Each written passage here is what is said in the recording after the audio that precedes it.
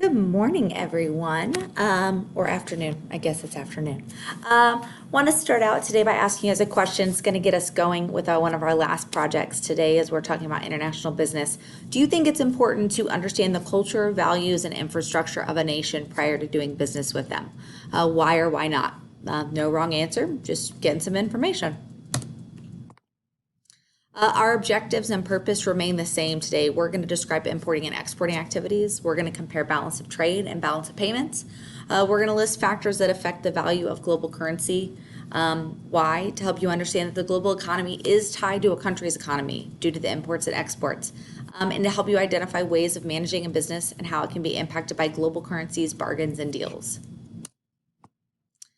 Imports versus exports. So, what's the big deal with trading? Answer that question. What do you think the big deal with trading is? Kind of what we talked about last week. Bring it in, bring it out. What do you think the big deal is?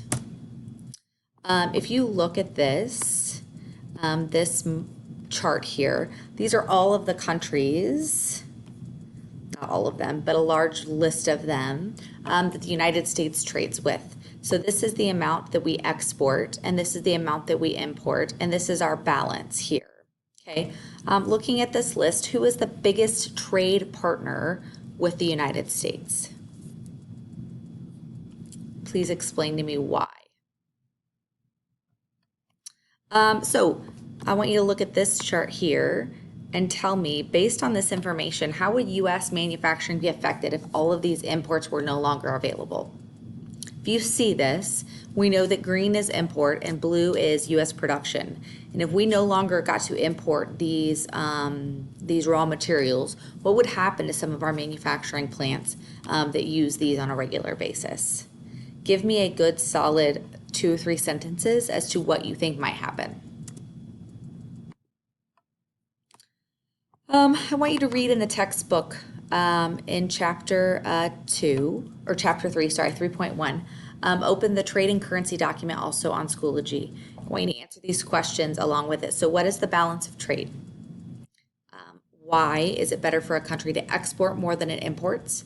And what is balance of payments? And then create a list of actions, at least 3, that a nation might take to improve its trade relations with other countries. Okay, so you're going to read chapter 3.1, open the trading currencies document, answer those questions, turn it in when you're finished.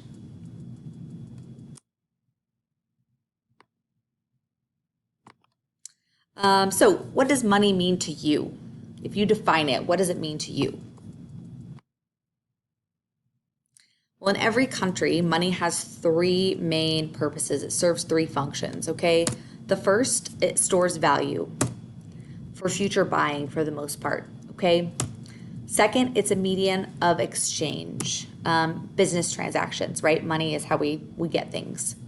And then third, it's a unit of measurement to value goods and services. We can say this is worth $100 or this is worth $5. We know that the $100 is probably worth more because of the value or the unit of measurement that we put on it in a dollar amount. So with international business and currency comes exchange rates.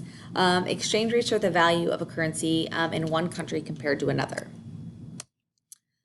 So if you look at this, this is the variation of exchange rates in different countries based on, like, here's the US dollar. Okay, so in Britain, you have the pound. 0.67 pound is 1.49 US dollars. In the European Union, 0.924 is 0.795. All seems a little confusing, but that is their transition rate. I want you to read factors affecting currency, and then I want you to answer this on your document that you haven't turned in yet from 3.1. What are the benefits and concerns associated with having so many different currencies around the world? And then finally, a question of ethics. Review and submit your thoughts on Schoology. So you're going to read that. It is a short paragraph blip in chapter 3.1 and submit those questions in Schoology. So international business, this is where we are moving to. I want you to take a look at this list here. We have geographical factors, economic factors, cultural factors, political and legal factors. I want you to think, why do you think these questions, topics should matter or be discussed when you're talking about international business?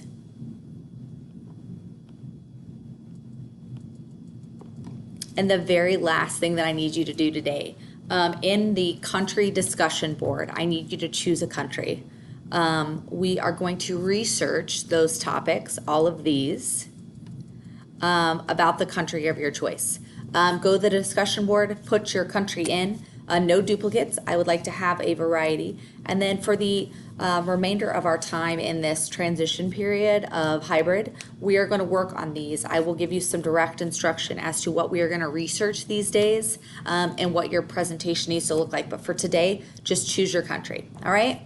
Everybody have a wonderful day. If you need me, you know where to find me. I'll be in class. Just shoot me a message and let me know. All right, have a wonderful day.